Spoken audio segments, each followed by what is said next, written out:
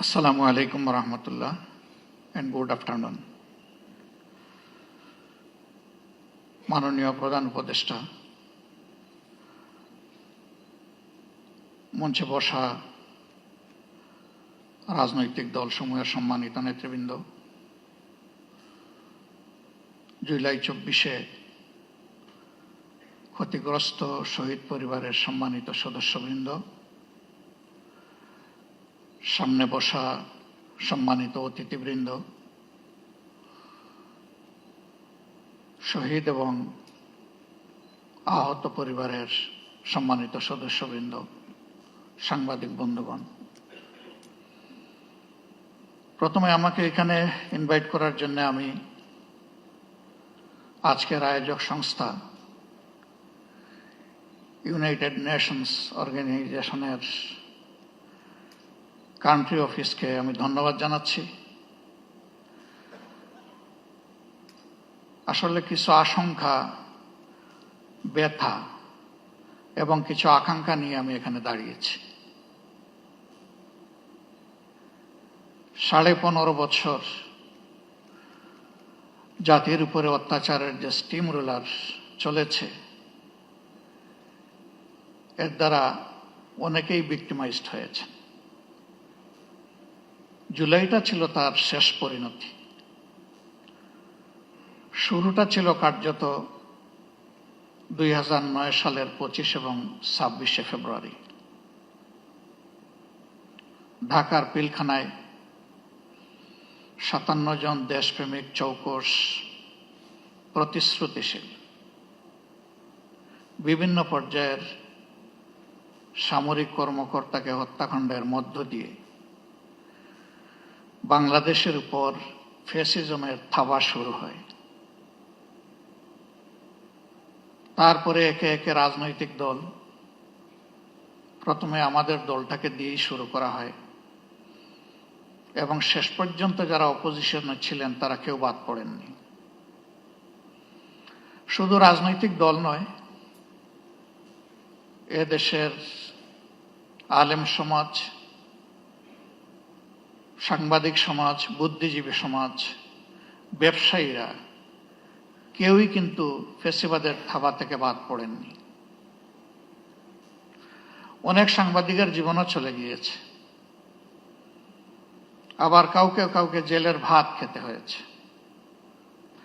এমনকি human rights নিয়ে যারা কাজ করেন তাদেরকেও সত্য কথা বলার জন্য জেলে থাকতে হয়েছে।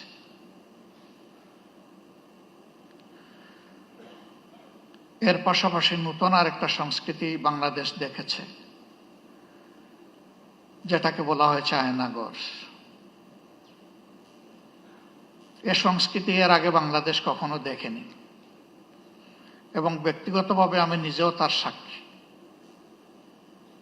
শেষবার 22-12 ডিসেম্বর যখন আমাকে গ্রেফতার করা হয়, যে জায়গাটায় আমাকে রাখা হয়েছিল, এমন কিছু মানুষ, কিছু মুখ আমি দেখতে পেয়েছিলাম যাদের মুখে বিষণ্ণতার প্রচন্ড ছাপ। পরবর্তী পর্যায়ে জেলে যখন গিয়েছি, তখন সেই মানুষগুলা কেউ কেউ এগিয়ে এসে বলেছে, আমরা ওই দিন ওই রাতে অমুক জায়গায় আপনাকে দেখেছি। জিজ্ঞেস করেছিলাম, আপনি কোথায় ছিলেন? বলে যে আমি ওখানেই ছিলাম। কত সময় ছিলেন? হাসতে হাসতে বলে, কত সময় নয়, ঘন্টা নয়, দিন নয়, মাস নয়, আমাকে জিজ্ঞেস করুন আমি কয় বছর ছিলাম। অথচ আমাদের আইনে স্পষ্টভাবে ডিরেকশন দেয়া আছে, কাউকে গ্রেফতারের 24 ঘন্টার ভিতরে অবশ্যই তাকে আদালতে তুলতে হবে। কিন্তু না, তারা আদালতের মুখ দেখেননি।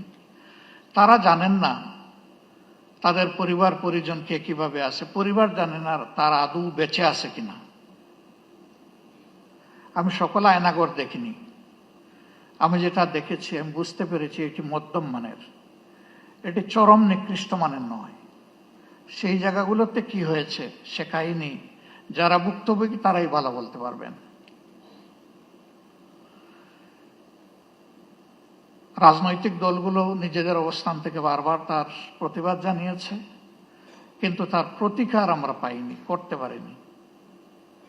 শেষ পর্যন্ত আমাদের যুব সমাজের অতি ছোট্ট এবং সাধারণ একটি দাবিকে নিয়েই তারা রাস্তায় নেমেছিল।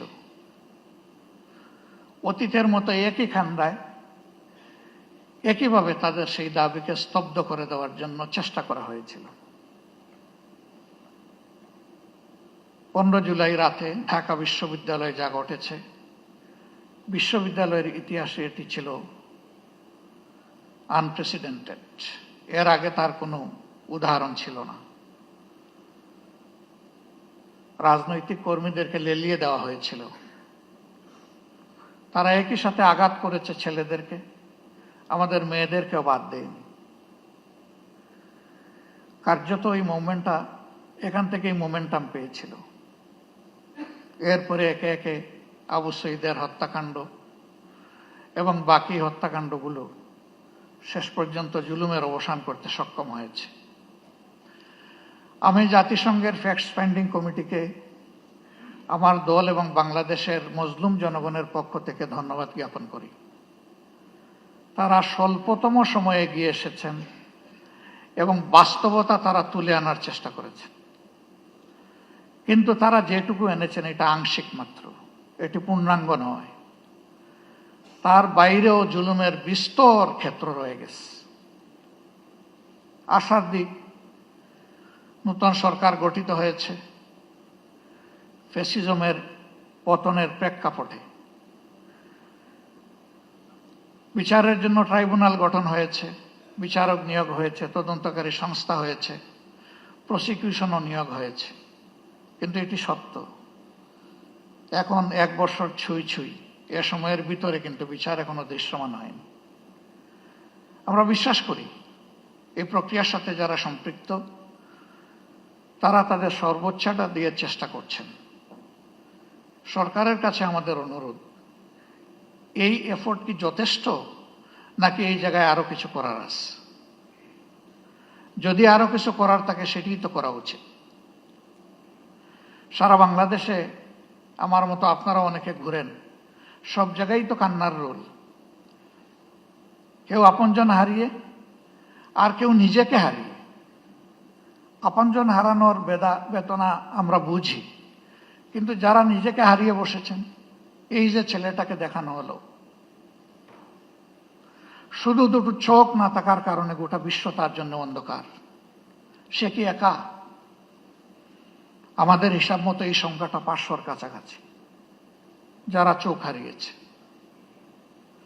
হাত পা হারিয়ে, মেরুদণ্ডে আঘাত পেয়ে, বুলেট বিদ্ধ হয়ে হাসপাতালের বিছানায় কিংবা নিজের বাড়িতে পড়ে প্যারালাইজ হয়ে কাতরাচ্ছে, এই সংখ্যাটা 250-র উপরে। যারা বিছানায় পড়ে আছে আর যারা জীবন্ত লাশ হয়ে ঘুরছে, সেই সংখ্যাও 5000 কম নয়। আপনারা অনেকে জানেন, ইতিমধ্যে আমাদের সংগঠনের পক্ষ থেকে উদ্যোগ নিয়ে এই জুলাই যারা শহীদ হয়েছেন তাদের প্রোফাইলটা আমরা অন রেকর্ড নিয়ে আসার চেষ্টা করেছি। শতভাগ নিশ্চিত না হয়ে আমরা একটা নামও সেখানে যোগ করিনি। আমাদের এই প্রক্রিয়া অব্যাহত আছে, এটাকে আমরা ক্লোজ করিনি। 12 ভলিউমের এই শহীদ স্মরণিকা আমরা সকলের হাতে পৌঁছে দিতে পারিনি, তবে আমাদের ওয়েবসাইটে বাংলা, ইংলিশ এবং আরবিতে ইতিমধ্যেই আপলোড করা আছে।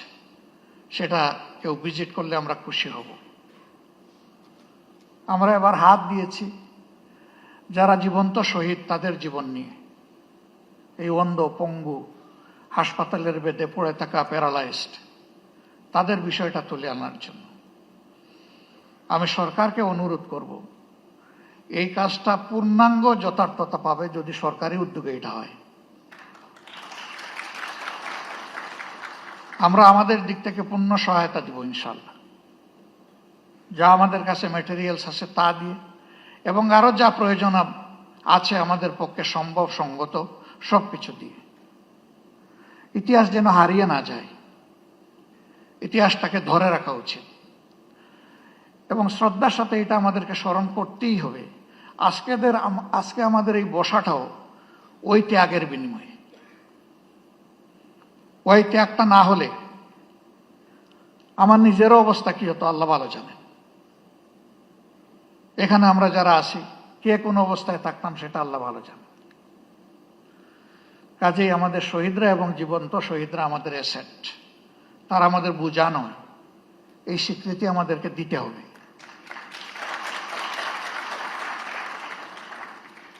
আমাদের সম্পদকে মুখে নয় বাস্তবেই সম্মান দেখাতে হবে।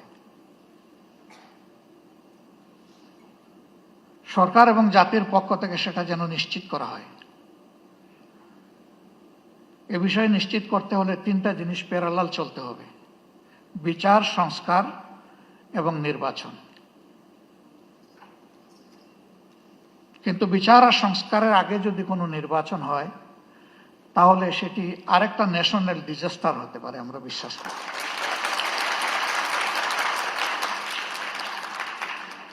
গত ২৬ তারিখ চীন মৈত্রী সম্মেলন কেন্দ্রে, সেখানে শহীদ পরিবার সোসাইটির একটা আয়োজন ছিল। ২-৪ জন বক্তব্য রেখেছেন, পুরোটা শুনতে পারিনি আমার অসুস্থতার কারণে, আংশিক শুনে আমি চলে গেছি। তাদের প্রত্যেকে অত্যন্ত সিংহের মতো গর্জন করে বলেছেন, বিচার না দেখা পর্যন্ত আমরা কোনো নির্বাচন দেখতে চাই না।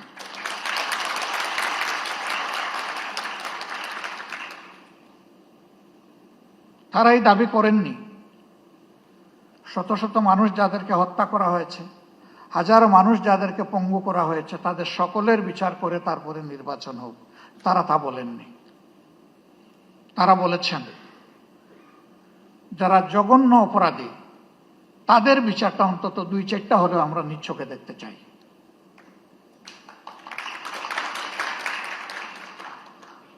আমরা দেশ এবং জাতিকে ভালোবাসি সবাই। জাতিসংঘ ফ্যাক্টস ফাইন্ডিং এ যে ফ্যাক্টসগুলা তুলে এনেছে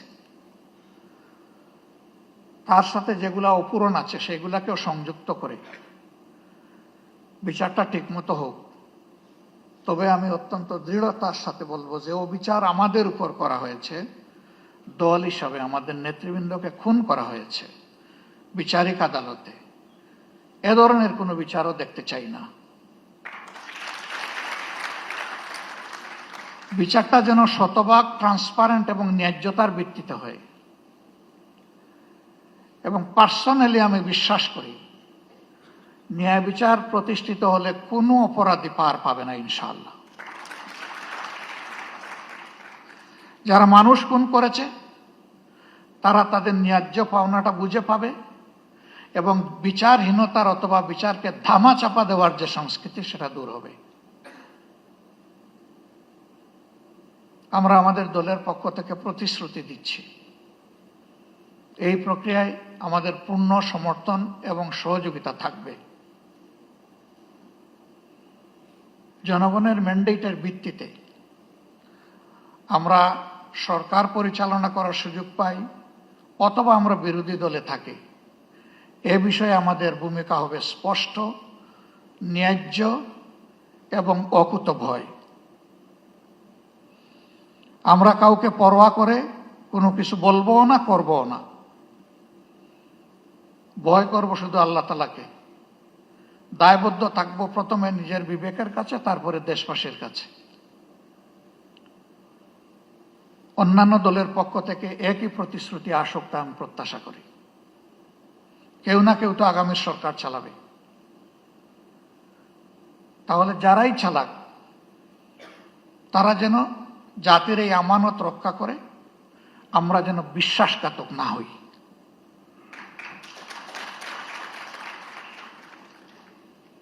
আল্লাহ রাব্বুল আলামিন এই ন্যায় বিচার কায়েমের পথে আমাদের সরকার এবং জুডিশিয়ারি দুইটাকে আপোষহীন পথ চলার তৌফিক দান করুন। এবং আমি এখানে আরেকবার বলবো, জুডিশিয়ারি আমাদের স্বাধীন, এই কথা শুনতে শুনতে কান দুটো প্রায় বন্ধ হয়ে যাওয়ার উপক্রম হয়েছে। এটারও অবসান ঘটুক এবং সত্যিকার অর্থেই জুডিশিয়ারি স্বাধীন হোক। জুডিশিয়ারি তার পূর্ণ স্বাধীনতা ভোগ করুক। তাহলে আমরা মিনিমাম ন্যায় বিচার পেতে পারি বলে আশ্বস্ত হব। সবাইকে আরেকবার ধন্যবাদ। আসসালামু আলাইকুম রহমতুল্লাহ।